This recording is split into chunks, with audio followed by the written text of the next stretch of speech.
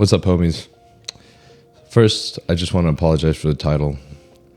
I feel like this title alludes to as if I know more than those who have passed away, which I absolutely don't. Or that this video is all you need to watch in order to prevent this from happening to you, which is absolutely, completely untrue. The how-to title just seems to get the message across quickest to the viewers that are scrolling through their suggested videos rather than a title like, "Why Might a Bodybuilder Die Young?" And when I think of some of the most important things to talk about, personally, this is the first topic that comes to my mind. I haven't been making as many videos on steroids or PEDs, performance-enhancing drugs, recently because it's such a touchy subject. And whilst I feel like I do the least pointless work in relaying information like this, being one who dreams of competing for Mr. Olympia, I just can't help but feel like the federation that I'm competing in is not going to be the greatest fan of this kind of content. So, of course, the best way to survive steroids is don't do them. We've all heard it 1,000 times. We all want to look like a beast, so we take cow juice in the butt without wondering why it's the color of the grease on my pizza. We already know that other than to not do it, there's really nothing else a person can do to ensure that they 100% avoid any death exacerbated by steroids. But we know some of us already do this, and we know some of us will still do it.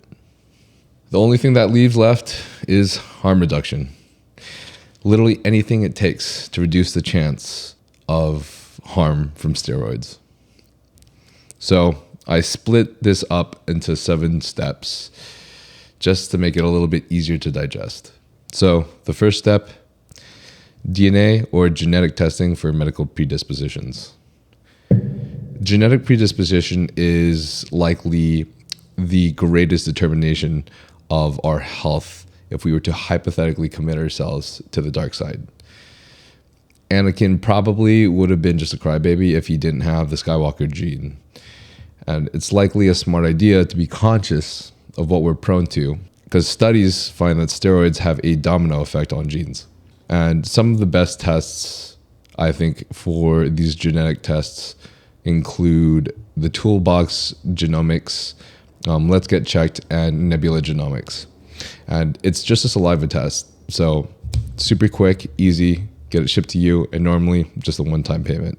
And I think it's pretty worth it, even though most of us don't want to look at it. I get it. Step 2, we don't want to get it, we don't want to look at it, and most of us can't afford it.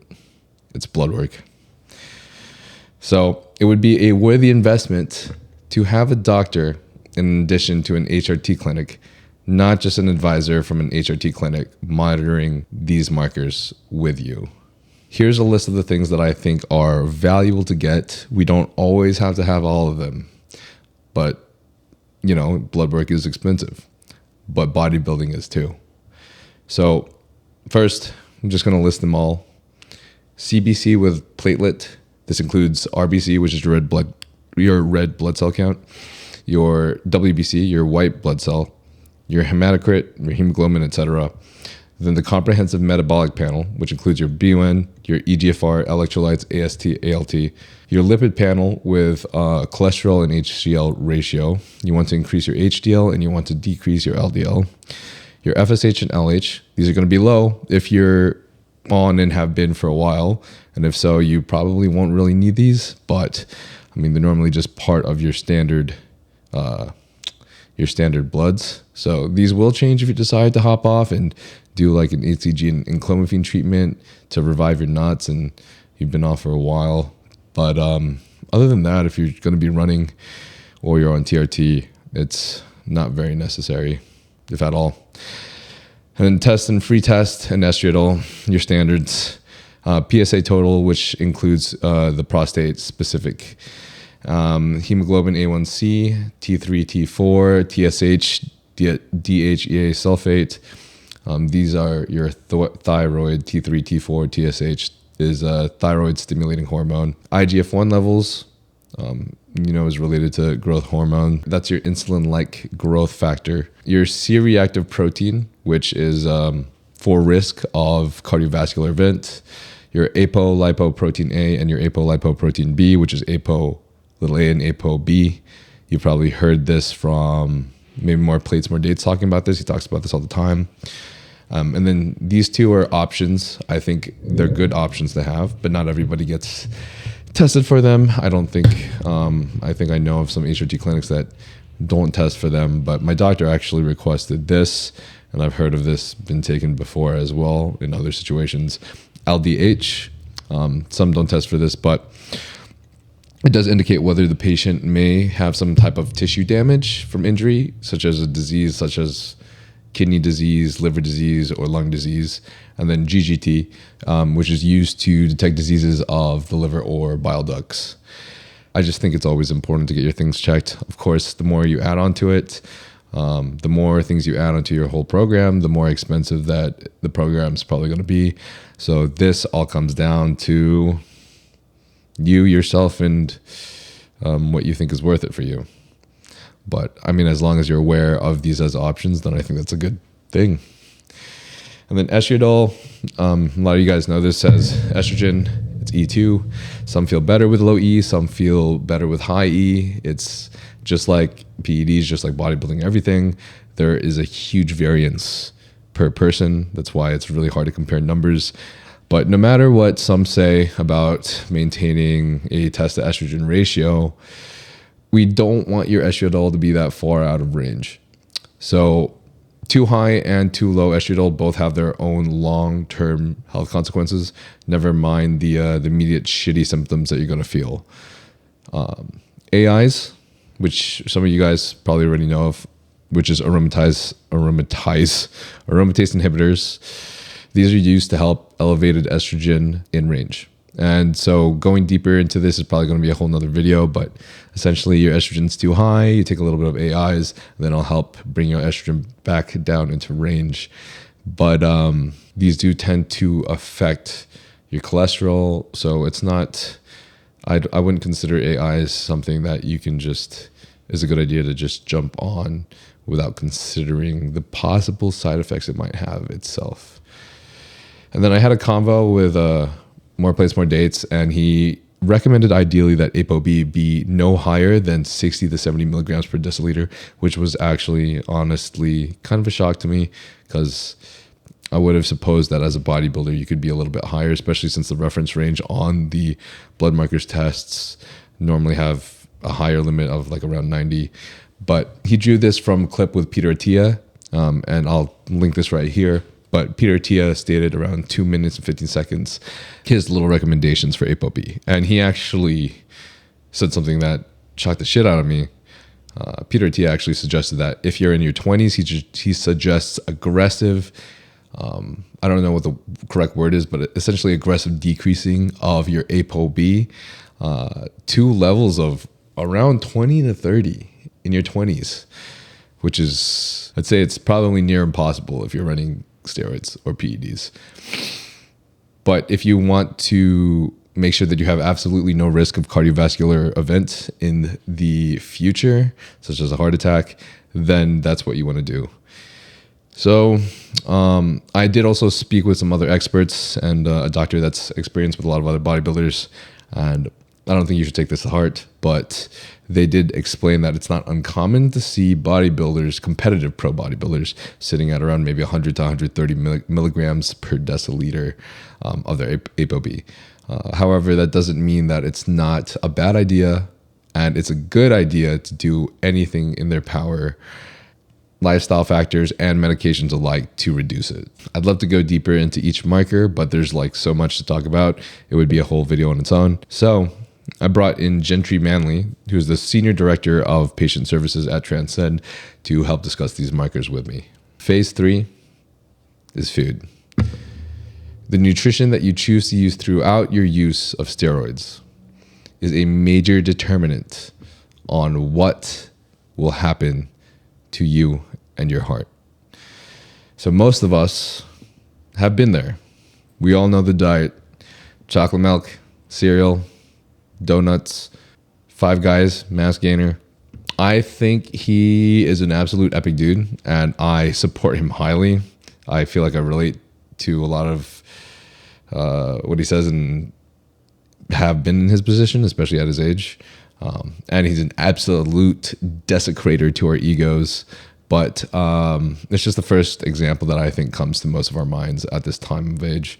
And so calorie-dense foods are the easiest ways to put on mass, and we all know this because it works. It's easy, and there's no easier way. But dirty bulking is pretty fucking dirty. And oftentimes, our body on the outside does not reflect what is getting dirty on the inside. Taking steroids, it's kind of like eating trans fats. When you take steroids, the bad cholesterol goes up, the good cholesterol goes down, simply by being on it. So now you add diet on top. Recommended guidelines are that we shouldn't be eating more than 200 milligrams of bad cholesterol a day. And if we don't have risk factors for heart disease, then we shouldn't be eating more than 300 milligrams of cholesterol a day. However, if you're eating the diet that I mentioned earlier, the hardcore bulking diet, I bet you're consuming at least, like a minimum, at least 2,000 to 3,000 milligrams of cholesterol a day. Now, each time you eat a ton of sugar and fat, especially together, you damage the arteries. Every time you train intensely, really hard, for very long periods of time, over weeks, over months, you're just fucking killing yourself in the gym because you want to be fucking big and that's all you've ever really wanted, you can cause stiffness and damage to your arteries. I'm going to link some studies here that you guys can check out if you're interested. The excess cholesterol from steroids and food you're eating sticks to white blood cells and broken down muscle waste.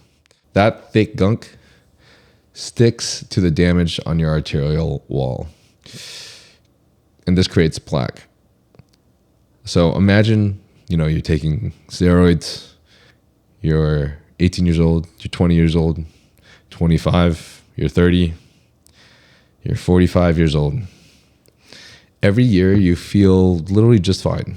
You don't feel any different whatsoever. But that arterial wall, that hole, gets smaller and smaller and smaller and keeps shrinking. The little endothelial layer in there gets thicker and thicker and thicker because you just keep layering plaque on top of those damaged places until finally you feel your first symptom just an hour before it happens, the heart attack. Heart disease is the leading killer, just in general. Never mind also being on steroids. So this all sounds scary. Trust me, it scares the shit out of me too. This is something I've been thinking about ever since I was a little kid and I started bodybuilding. But the question that plagues my mind, how can we stop all of this from happening and keep you from leaving behind the legacy that you were meant for all too early? We can eat bad food in moderation. We can eat all those bad food choices that we love, everything that we just have to have, those juicy Wendy Baconators, those delicious waffle fries from Chick-fil-A. We can have them in moderation. We can also avoid eating a ton of sugar and fats together, like trans fats, saturated fats, maybe seed oils. There's a lot of debate over this, over what fats are bad. But there's always a correlation. And I think the easiest thing is just to avoid all of those that are correlated altogether. That's at least what I would think would be the best choice. So We can eat foods like salmon, avocado, olive oil, apples and fiber, oats. Even though one of my friends have said that oats in America are like really like processed, and then some other shit about them being layered with things. But aside from that, maybe we can even have a little stevia if it helps us consume just a little bit less sugar. So eating fish fats, ALAs, fiber, these are all correlated with a reduction in heart disease. Vigorous Steve has fish oil and magnesium with every single meal. And I'm pretty sure that he said he eats about, or consumes at about 6 grams of fish oil and supplementation a day, which is, of course, going to be a lot more than your regular person. Most people are probably only having 2 grams. But I think bodybuilders will probably need that extra. This is a big main reason why bodybuilders aim for whole and clean foods. It's important for natural athletes to eat and consume nutrient-dense foods, but a lot of the time, they can get away without doing it. For enhanced bodybuilders, however, if they care about their lifespans, this is an absolute necessary. Step number 4 is basic supplements and ancillaries that bodybuilders take on cycle or when competing. So I'm just going to list these, and then I'll describe them as I'm listing them out, but I'll list them all out first, so that way you guys can just write them down if you need to. That's TUDCA, NAC, fish oil, vitamin D, magnesium, astragalus root, citrus bergamot, CoQ10, other supports such as saw palmetto, is that how you say it? Palmetto, I've never really had to say that. Glutathione and NAD+, which are probably 2 of the biggest ones. And then on a side note, there's a bunch of other things that I can talk about. But TUDCA, I get this from Amazon just because it was easy to find off of there. Seemed easy. And the one that I got seemed to supply the highest dosage in total milligrams per price. So the highest value out of all the ones that I saw. And bodybuilders may take up to maybe 1 gram a day, but of course this totally varies. And then NAC, N-acetylcysteine, bodybuilders may take up to around 1 gram a day of this too, but again, totally varies. Fish oil and vitamin D, I mentioned this before, because fish oil is your favorite source of omega-3s.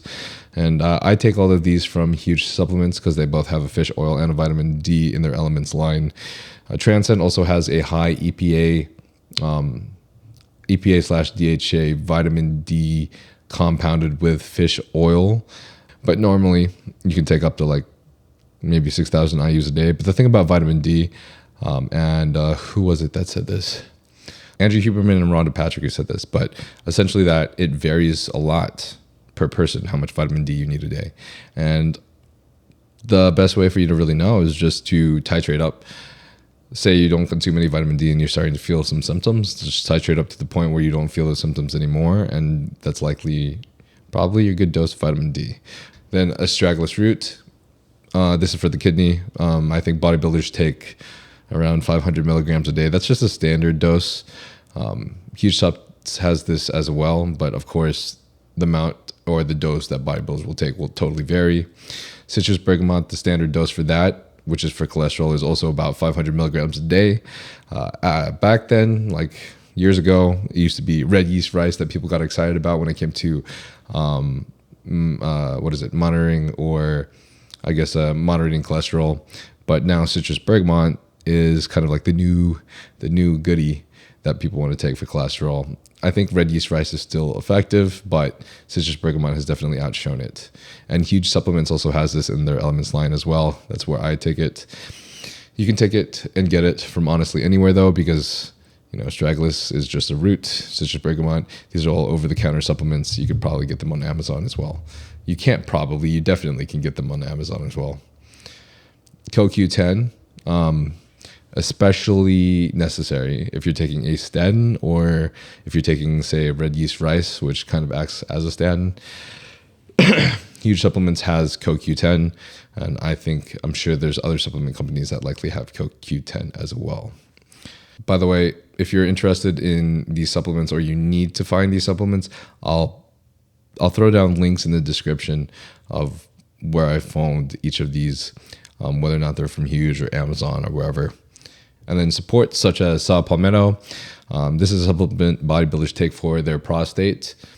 So Huge Supplements has a supplement that is called Defend, and includes NAC, saw palmetto, milk thistle, yucca, red clover, and peppermint leaf and hawthorn berry. And I would suggest if one were to take this and they were taking a steroid cycle, I personally would suggest about 1.5 servings. There's also a supplement called Vital for Huge, and this is effective for your blood pressure. So this consists of vitamin D3, vitamin B9, magnesium, potassium, garlic extract, hibiscus flower, terminalia, arjuna extract, ALA, grapeseed, rosehip powder, CoQ10, and vitamin K2. I think they also said it was like their best-selling supplement or product for health measures. I feel like garlic is normally a good supplement to take on the side as well, but most people don't really take that. So it's nice to have that in there. And then glutathione and NAD+, I think these are most likely going to be a bodybuilder's most effective supplements. Glutathione is the most effective antioxidant that you can find in your body. So bodybuilder coaches are most likely going to have their clients take these. And you can get these in a big dose at an IV, at a clinic, or more frequently through injections. And lots of coaches will have their bodybuilders take 3 to 5, on average, 3 to 5 grams of glutathione through IV, maybe each month, maybe every 5 weeks. Or for convenience, there's also an injectable form that you can have at home that saves you a lot of time. You'd just be injecting a similar dose, but through injection. So you'd probably want to space it out so you're not actually injecting 3 to 5 grams, because these things come in 200 milligram per milliliter vials. So you probably would want to do maybe at max like 4 to 5 cc's per week, because that'll be a whole gram. That still seems like a lot to me personally, but of course this varies. So another nice thing, Transcend offers a less painful version, because glutathione honestly stings. The harder we're running, the more important it is to definitely add these. And just on a side note, most bodybuilders do have to watch their blood sugar when they're eating a lot of carbs regularly, especially if they're running GH or a strong GH secretagogue, especially MK. Some bodybuilders take berberine or metformin to reduce their blood sugar. So these are supplements that will help you with insulin resistance because it's reducing your blood sugar, and it'll help you utilize your carbs more efficiently. Metformin is a prescribed medication for diabetes. So berberine is often the easier of the two to obtain, because berberine is just over the counter.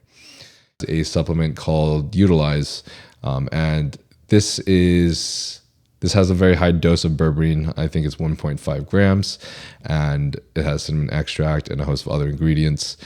There's a ton of other places that you can find berberine. This is just a product that I have experience with, and it's the only one that I personally take. But I'm sure you'll be able to find berberine on Amazon and elsewhere. Another juicy ingredient that we find really interesting, but also scares the shit out of a lot of us, is insulin, which is not a steroid. But I'm just going to quickly brush up on this. Basically, one reason that some bodybuilders actually take insulin, aside from just getting fucking huge and trying to increase their anabolism, is to actually reduce some insulin resistance and resting blood sugar that's increased with their high carb intake and their growth hormone use. So one wrong move with dosing insulin is probably why people are so scared of it, because one wrong move, not eating enough carbohydrates, you can go hypo. And it honestly accounts for 10% of deaths for people with type 1 diabetes.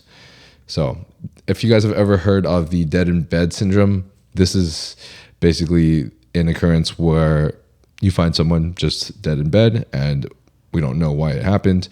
But a lot of case studies have shown that this is because they went hypo, and because they were in bed and they were asleep, they didn't know, so they weren't able to get any glucose, eat any sugar or anything to get them out of it.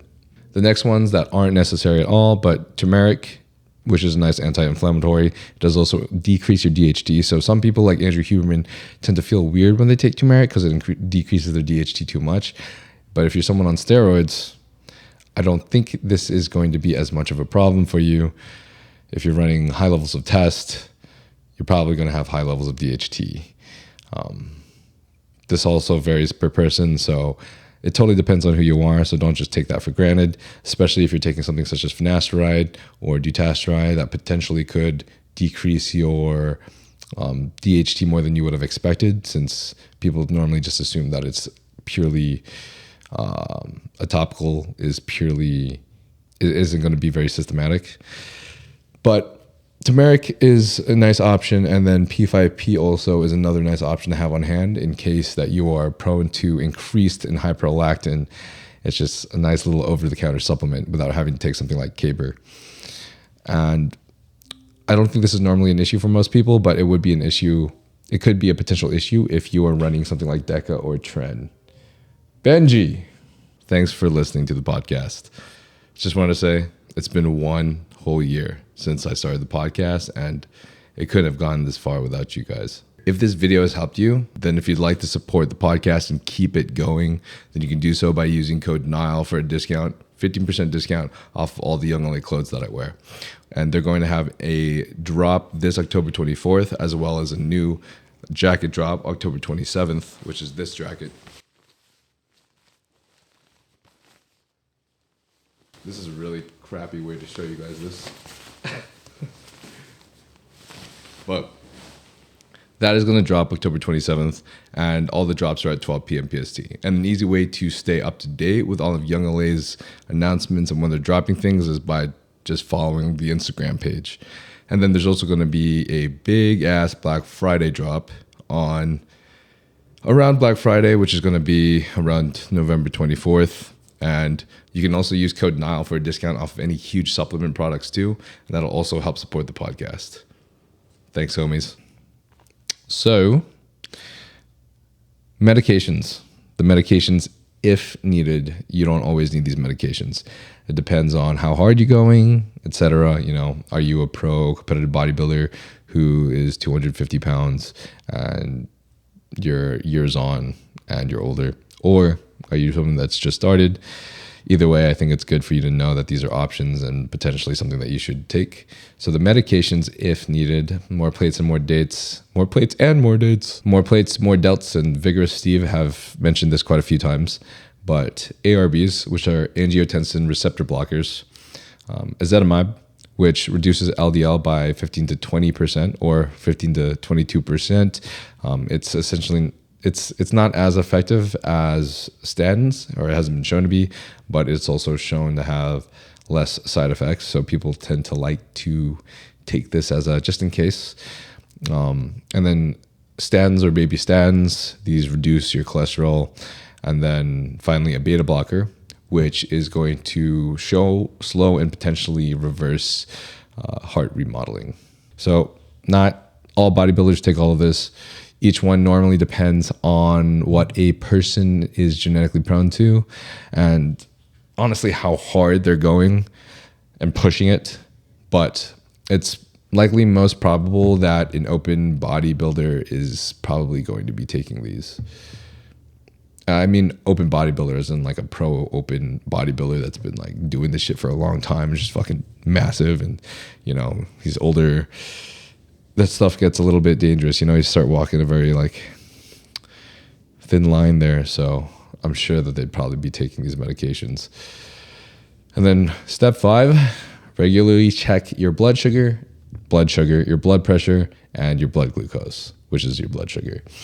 So it would be smart to ensure that blood pressure stays below 120/80. Fasted morning glucose, you probably want that below 100, because 100 and above is pre-diabetic territory. And if blood shows an elevated RBC, hemoglobin, or hematocrit, you might want to donate blood. However, if your platelets and ferritin are low, this might not be such a good idea, because then you could potentially have dizziness, fatigue, feeling really weak and anxious. You probably might not have as thick of blood as you would need to donate blood for. However, if you have high ferritin and high platelets, which is why it's a good idea to get platelet into your CBC in your blood work, then it's probably a good time to donate blood. Stan Efferding actually recommends that his athletes don't donate blood within a month or two of a competition. And then sleep apnea, which I'm sure a lot of you guys have heard of, especially if you're fucking huge, can also cause a risk in a rise in blood pressure and honestly a host of a lot of other issues. So it's likely pretty smart to check for this, especially if it looks like you're starting to lose your neck. And then left ventricular hypertrophy and cardiac remodeling is something to look out for. That's why it's probably a good idea to take some supplements that are good for that, such as, well, it's not a supplement, but the medication, the beta blocker. And then also, in addition to that, take some supplements for blood pressure. However, you can keep your blood pressure below 120/80. You should definitely try doing that. And so that brings us to step 6, the sexy step 6 that we all love so much, which is totally why we started lifting in the first place. Fucking cardio. So research has shown that your VO2 max is actually among the strongest predictors of a future cardiac event, like a heart attack. And Dr. Peter Attia has actually suggested and claimed that he believes the VO2 to be the greatest predictor of longevity, which you can understand why VO2 max is probably an important marker for a bodybuilder to look at, though I don't know if a lot of bodybuilders do actually look at this. Bodybuilders do add a lot of zone 2 cardio simply for, a lot of them do it for the purpose of burning calories and trying to stay lean. But I think the most effective, and I believe most bodybuilders understand this, that the most effective part is just trying to do enough cardio to bring down your LDL. And so a lot of these do this zone 2 cardio, like power walking or quick stairmaster that raises their heart rate to maybe about 130 BPM, which of course this totally depends on your max heart rate, because normally you want to hit a percentage, but I think on average it'll land normally around 130. And it can also be pretty smart to add in zone 5 cardio, which is the most effective at increasing your VO2 max, if not the. So this is like HIIT sprints or like HIIT max effort biking or cycling, like I'm sure Greg Douchet does a lot of. Greg Douchet. So step 7 is x-rays and a lot of other things to check up on yourself. Basically, if you've been on for a long, long time, or you feel like you're approaching a danger zone, this would probably be necessary if you're approaching a danger zone. I think it's still a good idea to get when you can get it. I had a conversation with More Plates where he said, I, as an example, hypothetically wouldn't need, say, the scan that I'm about to talk about because I'm so young, and it probably won't really show much. But if you have the money, I think, your life comes first, right? Because when you die, then what's the point? Except for, your money can, of course, go to your children. This is me doing some high thoughts right now, sorry. But the CT angiogram is an imaging test to view your arteries and see where you stand soft plaque-wise. So if you feel like you've been stacking up that plaque and you can't feel it over time, then the CT angiogram is going to be how you can see that. Because you don't want to end up having that 70% blockage and then having the doctor come up to you and be like, hey bro, you need a stent because you might die. And then there are other scans that may be important for a bodybuilder, but that of course totally depends on what they're susceptible to. This is why it's pretty important to monitor these things regularly with a doctor. So you never know what might happen to any of your organs, because PEDs affect your organs, not just your heart. And so, if you end up having like liver issues, you might have to get a liver biopsy, might want to get MRIs on that. Same thing with your kidney, all of the above, get all these things checked. Maybe even cancer screenings, but these are all down the line and things that just should be considered. And then something else that I just want to brush upon really quickly, which because it's like a really big part in the bodybuilding competitive community, is diuretics. And I'd say out of all the things above, diuretics are probably the one that is essentially the most probable to instantly kill you. And if you're already dehydrated and you're doing it from manipulating water, and say it's like peak week prior to a show, then adding this, especially more than you need, can be an absolute disaster. Honestly, I myself even had one experience way back in the day with a coach where luckily wasn't a fatal occurrence at all, but I was so dehydrated and I was definitely lacking in electrolytes so much. I was cramping up so hard.